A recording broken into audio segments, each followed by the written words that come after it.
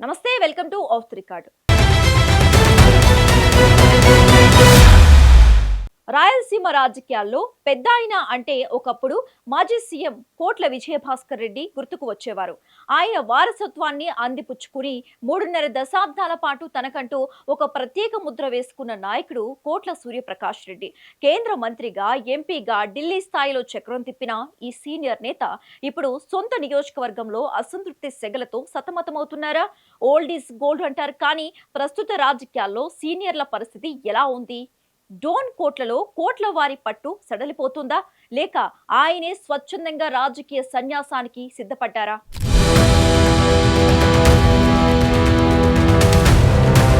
కోట్ల సూర్యప్రకాష్ రెడ్డి అంటేనే కర్నూలు లోక్సభ స్థానానికి పర్యాయ పదం.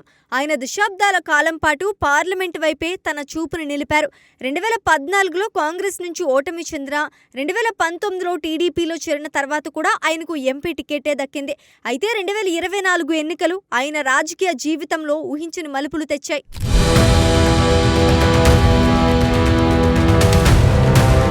కేంద్ర మంత్రిగా మళ్లీ ఢిల్లీ వెళ్లాలని ఆశించిన పెద్దాయనకు అధిష్టానం అనూహ్యంగా డోన్ ఎమ్మెల్యే టికెట్ కేటాయించింది.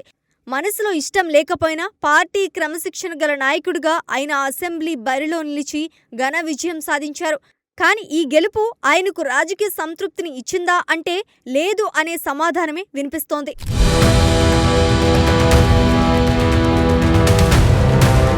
ఎమ్మెల్యేగా గెలిచిన తర్వాత రాష్ట్రంలో కూటమి ప్రభుత్వం ఏర్పడటంతో సీనియర్ కోటాలో మంత్రి పదవి దక్కుతుందని కోట్ల అనుచరులు ఆశించారు. కానీ సమీకరణలు మారాయి. జూనియర్లకు, కొత్త ముఖాలకు మంత్రి పదవులు దక్కటంతో కోట్ల తీవ్ర అసంతృప్తికి లోనయ్యారని టాక్. అప్పట్నుంచి ఆయన తన రాజకీయాలను కేవలం డోన్ నియోజకవర్గానికి పరిమితం చేసుకున్నారు.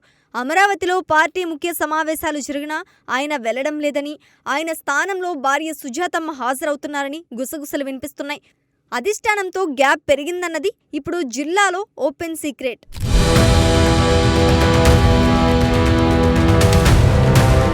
కర్నూలు రాజకీయాల్లో కోట్ల కుటుంబానిది ఒక ప్రత్యేక ముద్ర. మాజీ ముఖ్యమంత్రి కోట్ల విజయభాస్కర్ రెడ్డి వారసుడిగా రాజకీయాల్లోకి వచ్చిన సూర్యప్రకాష్ రెడ్డి తనకంటూ ఒక ఇమేజ్ క్రియేట్ చేసుకున్నారు. అయితే గత కొంతకాలంగా ఆయన సైలెంట్గా ఉంటున్నారన్న చర్చ సాగుతోంది. ఇప్పుడు ఆ సైలెన్స్ వెనుక ఒక బలమైన నిర్ణయం ఉందని సమాచారం. Enough is enough. అవును, తన రాజకీయ ఇన్నింగ్స్కు ఫుల్ స్టాప్ పెట్టారని ఆయన భావిస్తున్నట్లు టాక్ వినిపిస్తోంది. మారుతున్న రాజకీయ ధోరణులు, పార్టీల ప్రాధాన్యతలు ఆయనను విసిగించినట్లు సన్నిహితులు చెప్తున్నారు.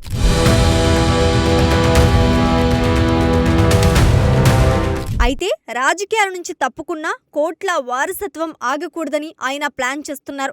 ఒకవేళ పార్టీ నుంచి ఒత్తిడి వస్తే తాను కాకుండా తన భార్య కోట్ల సుజాతమ్మని ఎన్నికల బరిలో నిలపాలని ఆయన ఆలోచిస్తున్నారు. తన రాజకీయ వారసత్వాన్ని తన భార్య ద్వారా కొనసాగించి ప్రజలకు అందుబాటులో ఉండాలని ఆయన భావిస్తున్నారు.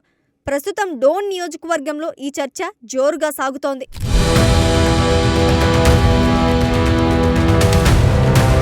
డోన్ నియోజకవర్గంలో ఒకప్పుడు కేఈ కుటుంబానిదే హవా. వారు దూరం అయ్యాక చంద్రబాబు నాయుడు ధర్మవరం సుబ్బారెడ్డిని ఇన్ఛార్జిగా ప్రకటించారు. నిజానికి బాదుడు సమయంలో తొలి అభ్యర్థిగా సుబ్బారెడ్డి పేరును బాబు ప్రకటించిన చివరి నిమిషంలో కోట్ల కోసం ఆయన త్యాగం చేయాల్సి వచ్చింది.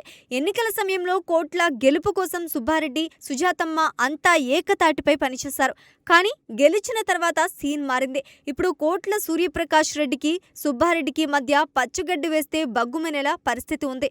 ఏ ఒక్క కార్యక్రమంలో కూడా వీరిద్దరూ కలిసి కనిపించకపోవటం క్యాడర్ను అయోమయంలో పడేస్తోంది.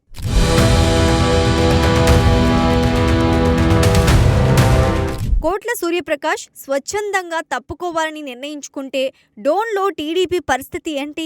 కోట్ల వర్గం, సుబ్బారెడ్డి వర్గం మధ్య ఉన్న ఈ కోల్డ్ వార్ పార్టీని దెబ్బతీస్తోందా? అన్నట్లుగా నేతల మధ్య సమన్వయం లేకపోతే అది ప్రత్యర్థులకు వరంగా మారుతోంది. కోట్ల సూర్యప్రకాష్ రెడ్డి నిర్ణయం జిల్లా రాజకీయాలను ఎలా మలుపు తిప్పుతోందో చూడాలి. పార్టీ అధిష్టానం ఆయనను బుజ్జగిస్తోందా, లేక కొత్త నాయకత్వాన్ని ప్రోత్సహిస్తోందా అనేది వేచి చూడాల్సిందే.